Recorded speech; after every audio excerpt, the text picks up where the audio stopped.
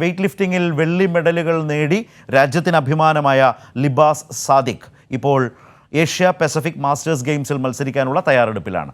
May 16 south കൊറിയയിലാണ് മത്സരം. ന്യൂസിലൻഡിൽ നടന്ന masters ലോകകപ്പിലും masters Commonwealth ഗെയിംസിലും weight ലിഫ്റ്റിംഗിൽ വെള്ളി മെഡൽ കരസ്ഥമാക്കിയാണ് ലിബാസ്.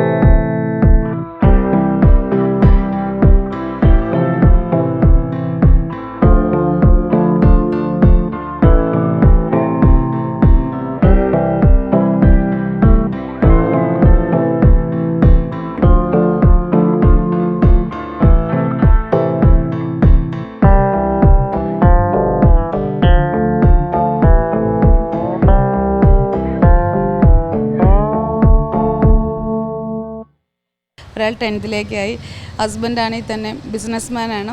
അപ്പോൾ ആൾ ഭയങ്കര, അതുപോലെ എൻ്റെ ഫാദർ മദർ എൻ്റെ ഫാമിലി ഫുള്ള് സപ്പോർട്ടാണ്.